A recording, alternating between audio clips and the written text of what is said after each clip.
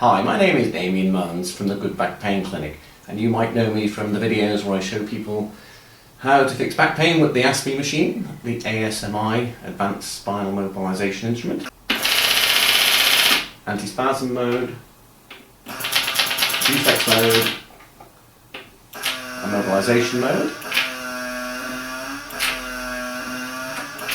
But today I'm going to do a little video not about the ASPI machine for a change, a little video about how to treat your own back in the house without needing to come for therapy. And these techniques can be very effective indeed, and they're very nice and simple to do. First caveat is, if you try them and it seems to be making your back worse, don't do them. I'm not a fan of doing exercise per se over a bad back. I like to do passive treatment, whereby you as a patient pretty much do nothing and the therapist does the work.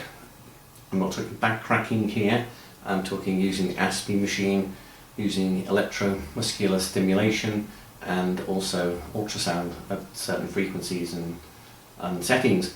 And I generally will only give exercises to patients towards the end of their treatment.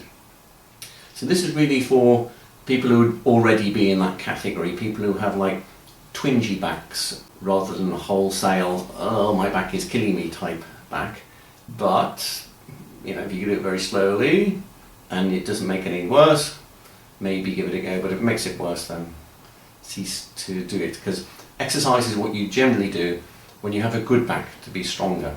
Now the exercise, the main one I'm going to be doing is the GoodBack Modified Curl-up. Now there is something called a curl-up, which is essentially a sit-up, which is very bad for your back, because as you lift it's a sit-up basically. Sit-ups are very bad as you lift if this is your head end of your body, as you lift up your back, you're essentially curling your back, and so you're bending your back, and then the compressive forces like a squash ends in the lower part of your spine while you've got your back bent, which is exactly the same mechanism as bending over to lift up a heavy weight, which you'd never do. And so the famous Dr. Stuart McGill has come up with, I think he came up with it, he certainly made the biggest noise about it, the modified curl-up, whereby you do a sit-up that's not a sit-up. By the moment you only just lift up as a centimetre. The moment you're off the ground tall, your back, you're getting work done that you want to do without then bending the back because you're only going up a centimetre. One of the things that people will talk about when I will mention this to people, they go, oh, that's strengthening your core. Well, for my money, as it were, it's not really strengthening the core. Strengthening is what you do when you're feeling you have a good back, and you can go and do lots of these things and then strengthen the core. It's more of I tend to use the phrase stabilization exercise, because at the end of it, your muscles I think are already strong enough. Basically, it's just they're not firing at the right time. Because what you can have often with some of those twingy backs is you have your back here, and the back muscles that kind of sit either all around the whole spine, they sort of act as stabilizers for the spine, so they kind of sit around. I think that's clear. And when you move, the trick is, instead of you collapsing, which you would do if there weren't any muscles around the place, these muscles stabilize your back to stop the back moving when the rest of your body's moving. Now, of course, you can bend to the side and twist and bits and pieces, but generally, whereas these sort of muscles in your arms and your hips and your knees and your feet, they're kind of like designed for moving. The back muscles are designed to stop you moving, stop your back moving and collapsing when everything else is moving. Now, and what can happen is, if your back is injured, and you have a bad back, so your back is injured, this sort of, as you move, the back muscles can be a bit lazy and a bit too slow to fire, and you get a movement, and then the back muscles kick in, and in the difference between those two means that you end up with a small micro movement of the spine. And when you already have a bad back, that sort of can grate against the nerves and cause those little twinges to happen. So the stabilisation exercise that I'm going to look at, which is the GoodBack Modified Curl-up, which is a modified version of Stuart's modified curl-up, is basically to sort of just wake your muscles up, so that when you, instead of it move stabilise, which means you've had a micro movement, your back muscles are switched on, woken up, and will move, and will switch, and your back muscles will contract to stabilise you just as the movement's happening, so you don't get those micro movements. And it can be very, very effective in terms of getting you out of chronic back pain. So here we go. Just a quickie, why should you bother listening to anything I say? Why do you not stick with Stuart McGill? We actually showed a patient last November, a fellow called Henry. There'll be a link in the description. Henry's in Vancouver. Henry had a back that was so bad it was, the base of the back kind of came up, and a kind of reverse lordosis, like a kyphosis in the lower spine. And he'd had several treatments with Dr. Stuart McGill, and he was on Zoom while he was being directly treated in his house, because he couldn't move to get out of the house to a therapy room, by Stuart McGill's daughter, actually, who was a therapist in Vancouver. Eventually, after about 5 sessions or so, Stuart McGill threw up his hands and said, listen, your back is so bad, it's even beyond me, you're going to have to go for surgery. Instead of going for surgery, Henry came to me and sent me an email, said, can you fix my back? And I said, it's not even the worst back I've fixed this week. And so then we got a therapist in Vancouver, a local PT, as they call them, a physical therapist, who agreed to treat Henry under my instructions on video. And within a few days he was up and running, walking again. Within a week he was walking outside, and just after a month he was back at work, light duties, and a couple of months later he was back at work full duties. Henry couldn't move. He was absolutely, he couldn't walk down the corridor. He was in agony, and couldn't sleep at night. So that's very, and he was so bad even Stuart McGill gave up on him. So that's my credibility, as it were, for listening to what I have to say. Stuart McGill's has these 3 exercises. He's well worth listening to. He's an absolutely brilliant doctor. He has a couple of problems, which I can go into now quickly. But Stuart McGill's big 3 exercises, and this is I'm taking one of his exercises here and slightly modifying it. They're brilliant. And I use a lot of Stuart McGill's work in treating. What therapist doesn't use a lot of Stuart McGill's work nowadays? Couple of problems I have with Stuart McGill. Where does injury come? Where does a bad back come from? Stuart says a bad back comes from your use of the back. And so, for instance, he's saying you're always bending over and then coming back in continual flexion and extension, and you're doing that. If you do that under pressure, compression forces as well, you'll get your herniations. And he kind of worked that out from working it from cadavers. And you got a dead body that had been donated to the university, and he was doing these motions with the dead bodies, and the discs herniated. The herniations looked identical to what the herniations you get when humans are alive, and he joined 2 and 2 together and said, well, these actions will cause you herniations. But what a dead person doesn't have, that a live person does have, is a repair system, that when you've done that and you've damaged your discs and you've weakened your ligaments and you've weakened the collagen, he's all right about that. If you have a rest in between hand and your repair system is working properly, your lymph system, then it gets repaired. To focus on what I do when I'm dealing with Henry and all my other patients is to, not to say where did the injury come from in the first place particularly. I say, well, why hasn't your back got better? Well, your back hasn't got better because your repair system is not working, and let me get your repair system to work, and then your body will fix your own back. So I work basically electro-enhanced lymph drainage, and I use the ultrasound as well as part of that. And then I use the ASME machine, but I couldn't use it on Henry because he was in Canada and my arms weren't long enough. So then the other issue I have two disputes with Stuart.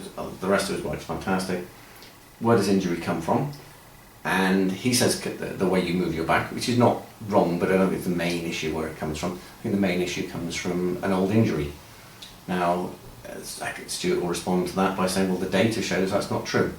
And then I'll respond. My response to that is that I will have patient in after patient, and I will say they'll have a bad back, and I'll say to them, well, I think your bad back came from a previous injury. It didn't come from genetics. It didn't come from you being a weak personality, or it came from a prior injury. And they'll say, oh no, I didn't have a prior injury, which pretty much is the sort of thing that would go into Stuart's data. Because when you look at data in the world of the academic world, there's lots of questionnaires, and they'll say, do you smoke? Yes. What age are you? What type of job do you do? And have you had a prior injury? And that'll get ticked as no. So then what I then do and that's then data, and then that data gets analysed, and injuries don't come up in that data as a big source of big correlation to people with bad backs. What I then do is I say, did you fall off a horse? Did you have a car accident? How about go-karting, rock climbing, trampolining? Trampolining is a big one. And either the patient themselves or their wife, mother, family member might come with them, which is common. But what about that time you fell down the stairs really badly, you couldn't walk for 2 days? Oh yeah, I forgot about that.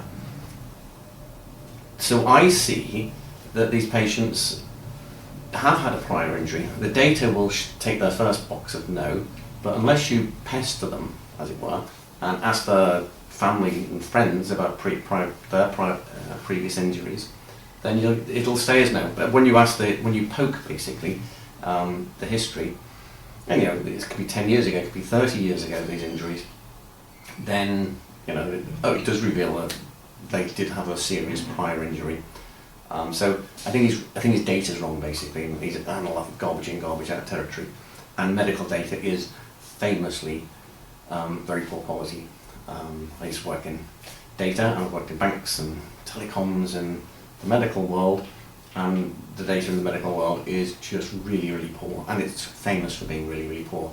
So you've got to be very careful about doing analysis on medical data, and it's not a well-known problem. So why I'm mentioning this is, in the work Stuart's done is really good. He's brought the work of fixing bad backs thousands of miles, light years ahead of what it used to be until he came along and did his work. The only problem with he's not fully there yet, and the worry is now that his work is going to be the new orthodoxy and cause the whole area to ossify, and yet actually there's a few more steps we could do which would really dramatically add to Stuart's work to get the world of bad backs far better than it is at the current time.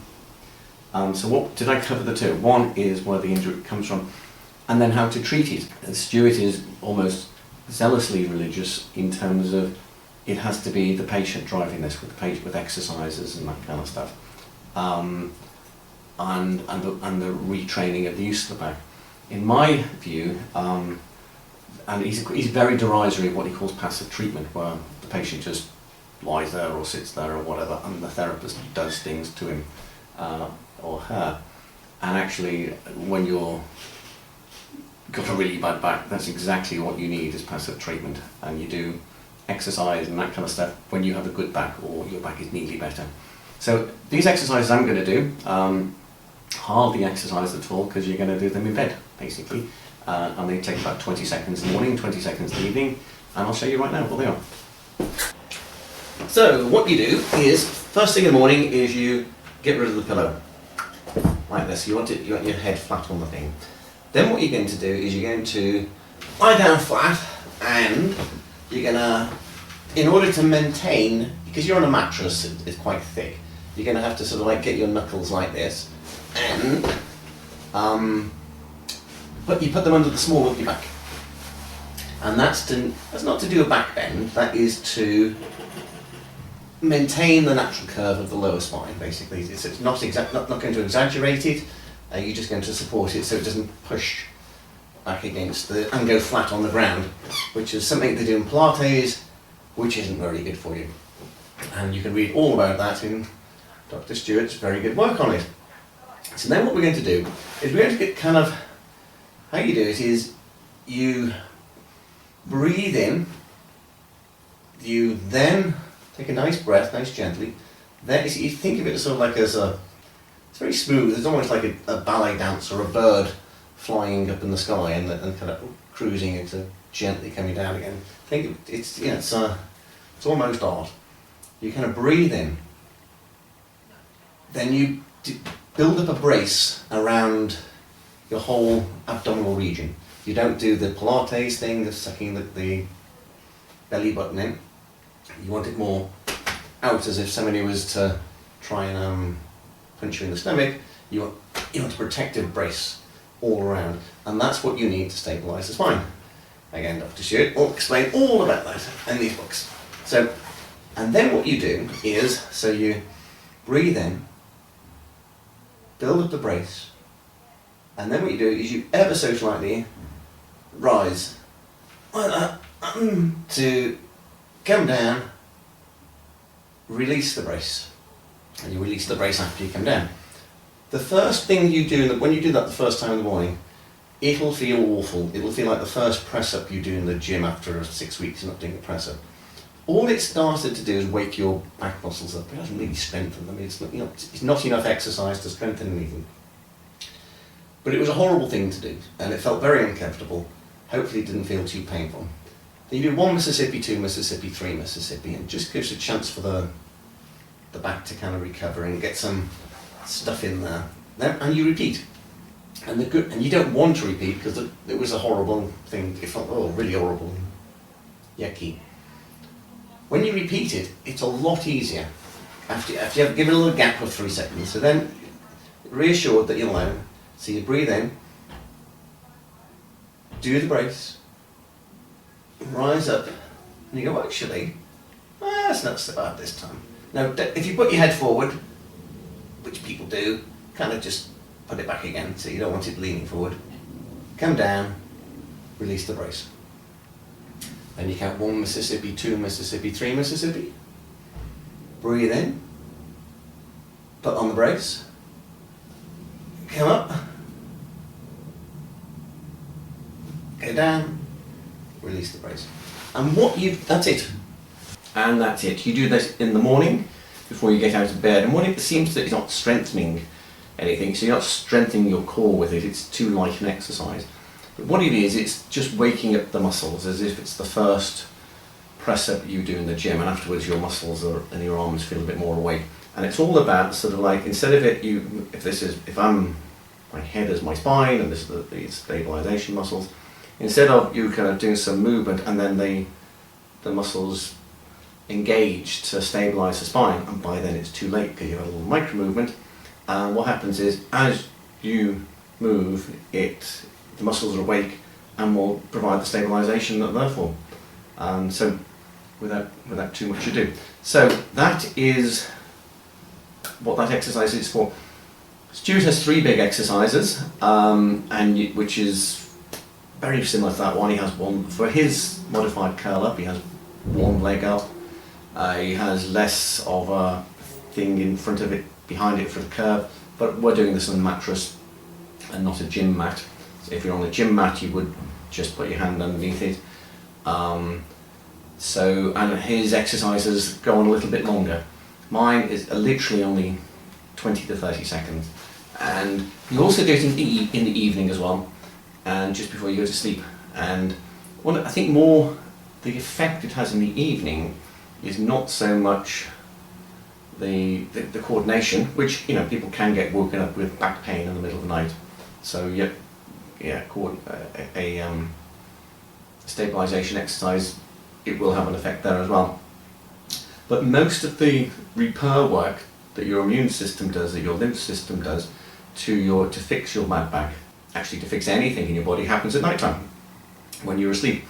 And so by doing that sort of exercise, one of the other things you've done is you've engaged the muscle pump to actually pump out lots of the lymph in the area, or the old stagnant lymph, and you now fresh lymph can come in and do the repair work, which is something Dr. Stuart doesn't mention anything about, because that thinking about pumping up the lymph is all the Dr. Sherwood stuff, Dr. Paul Sherwood stuff. That's is how I got Henry better. It's all about kind of cleaning up the stagnant lymph. And why is it stagnant? It's stagnant because there's muscle spasms, and the muscle spasms are basically, instead of muscles contracting, relaxing all day long, they're because of the injury you've had to the spine from this old trauma injury.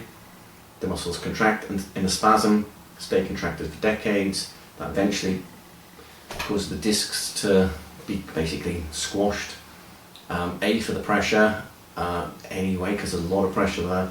B, at night time when you lie down, the disc would normally fill up with water a little bit, and that sort of up and down of the discs helps to get them some nutrients in, so they stay nice and healthy. But because there's no up and down, or there's less up and down because there's a muscle spasm even when you're lying down, they don't fill up with water, and they don't get any nutrients in them, and they become weaker. And then they end up, the gaps between the vertebrae get closer and closer, and nerves get hit, and discs pop out and slide out and cause pain and stuff.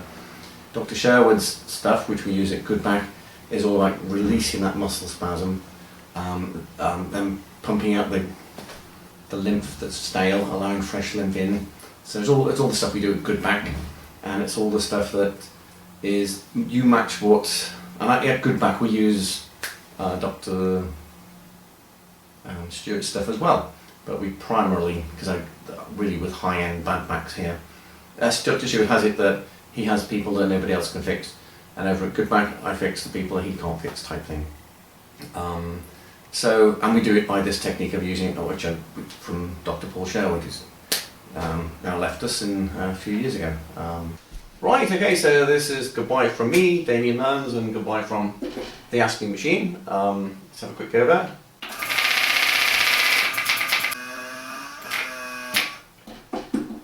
And where everything else doesn't work, that's the Aspie machine. That then fixes the backs that nothing else will fix.